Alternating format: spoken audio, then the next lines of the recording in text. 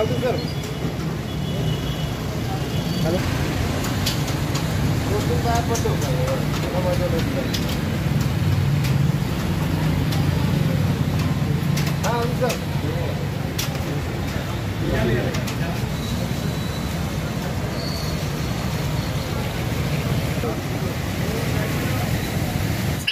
या ठिकाणी गेल्या 2 वर्षापासून नई जिंदगी ते कुमठानाका जाण्याच्या रस्त्यावर अतिशय फार मोठ्या प्रमाणे पाणी थांबत आहे.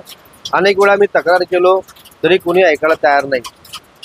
ह्याच्या आधी ऐकत होते पी शिवशंकर साहेब यांना मी लेखी पत्र दिलतो की साहेब या ठिकाणी नाला होता, नाल्याचे पाईप होते, दोन्ही ठिकाणी कचरा होता, इथून पाणी नॅचरल पाणी जे आहे पावसाचं पाणी पूर्ण येथून तिकडे जात होतं पारशीवीरकडं, परंतु त्यांनी ऐकायला तयार नाही. दोन्ही बांधकामा दोन्ही बिल्डिंगांना त्यांनी हे नाल्याचा विचार न करता परमिशन दिलेत.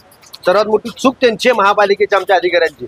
कारण बांधकामचा परमिशन देताना विचार का करत नाही, नॅचरल पाणी कुठून जात आहे हे त्यांना का कळत नाही का? आपण एवढे मोठं खर्च करून त्यांना इंजिनियर केलं असतात, इंजिनियर म्हणून नोकरी लागतात, त्यांना महानगरपालिकेचा मुबलक पगार घेतात, काय काम करतात त्यांनी? माझा आरोप त्या बांधकाम परमिशनवाल्याला आहे. कारण तुम्ही बांधकाम परमिशन देताना विचार का केला नाही? आज रोज अनेक लोक रोज पडतात, महिला पडतात, लहान बाळं पडतात, ह्याचा विचार का करत नाही? 10 वेळा महापालिकेत सांगून सुद्धा ऐकत नाही. आज सकाळी मी नगराभियंता अकोलारला फोन लावलो, नंतर मग ते दिवाणजीला फोन लावलो, तिने आता टीम पाठवून दिलेली आहे. आता टीम पाठवून तिने चर मारून पाणी बाहेर काढण्याचा प्रयत्न चालू आहे. एका ठिकाणी ते फिरजा ते पंपला म्हणतं आमच्याकडनं चर मारू नका, महिने म्हणते इकडे चर मारू, पाणी जाणार कुठं बघ? यासाठी मी महापालिका अधिकारी म्हणतो काही करा, आम्हाला पाणी काढून द्या, ज्यानुसार लोकांना जायला वाट होते. कोण जर त्या मृत्यू पडला त्याला जबाबदार कोण, ही माझा एकतर सवाल आहे. काही सांगू शकत नाही. आज बघता तुम्ही किती लोक पडायला तिथं. जर मयत झाली याच्यामध्ये मृत्यू झाला तर हे 302 गुन्हा दाखल करणार महानगरपालिकेच्या आयुक्तावर. मला ठाम आरोप आहे माझा.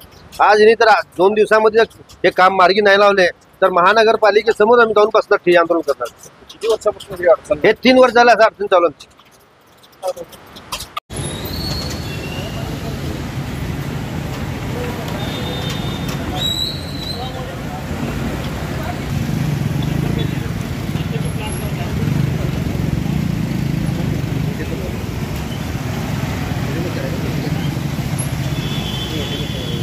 अच्छा हम बाइट लाइन लोग दुनिया बाहर चला